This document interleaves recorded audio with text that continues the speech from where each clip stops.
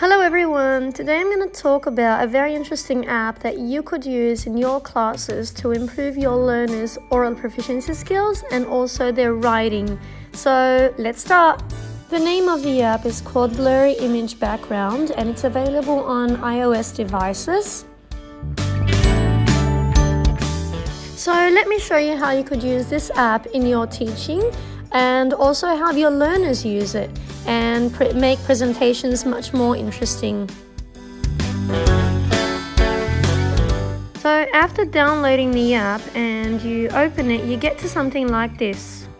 And as you can see here, you have two options. You could either use pictures from your album or you could take new photos with your camera. I'm going to import a picture from my photo gallery and I'm going to show you how you could use this app in your teaching. It's very simple actually. Once you've selected the image you want to use, you just tap on the parts that you want to make blurry. That means that the image will not be clear. For those who look at the picture, they would see something blurry and you choose the part that you want to make blurry in the picture. Once you've made the changes you want to the picture, all you need to do is just save what you have done. And in order to save the picture to your gallery, all you need to do is tap on this icon right over here. And then you get a confirmation that your image is saved.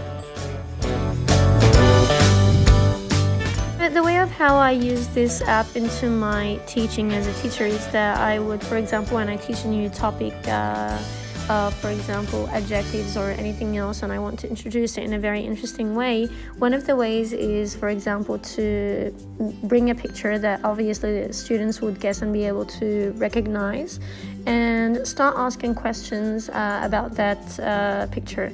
And the students could answer with, of course, yes or no, and through guessing and through checking their understanding with concept checking questions, what happens is that they are being exposed to the topic of, for example, adjectives. Now, this is just one way of how you could use it, and of course you could also use it as a review practice and have them prepare images and make them blurry and then have them ask other students questions about their pictures in a presentation.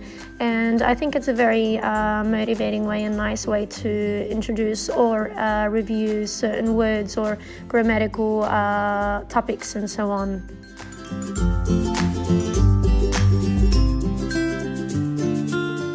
As you can see, I'm sharing also an example that was done by one of my students where they had to prepare riddles about their favorite desserts, and they could ask questions, of course, to help learners guess what their favorite dessert was. So let's look at this example. This is my favorite dessert. You can eat it with chocolate, honey, or maple syrup. What dessert do you think this is? And of course, the answer would be waffles.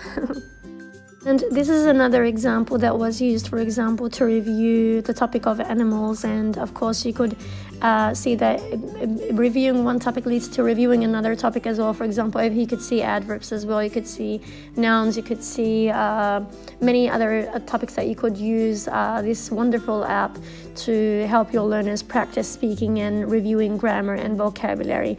So let's go over the example that was also done by one of my students. I can run very fast and jump very high. Who am I? So the idea of, having students prepare presentations about their favorite animals, food, or anything you basically want was to get them to go back and review vocabulary they have already learned and work on their presentation skills.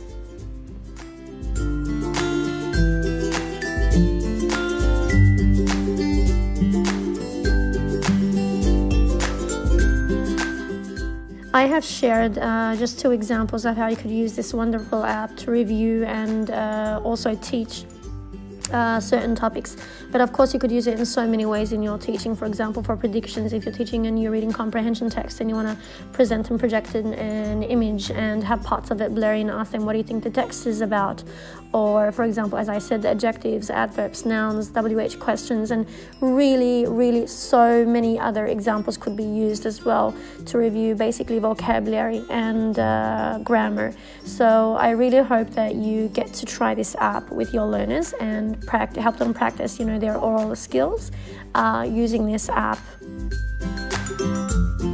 I would also like to note that I have used this app to improve also the level of writing with my learners. For example, I would project and show an image that is blurry, and I would ask them to maybe guess what the picture is about, or what animal, or what profession, or anything basically you want, and have them write sentences about that picture, and the one that gets the closest to the answer is the winner. And they would work in groups and solve certain puzzles and so on. So you're also helping them not only practice their writing skills, but they are also working collaboratively and cooperatively to solve certain puzzles. So thank you for watching, everyone, and I can't wait to hear your insights on your experience of using this app in your classes. Thank you, everyone.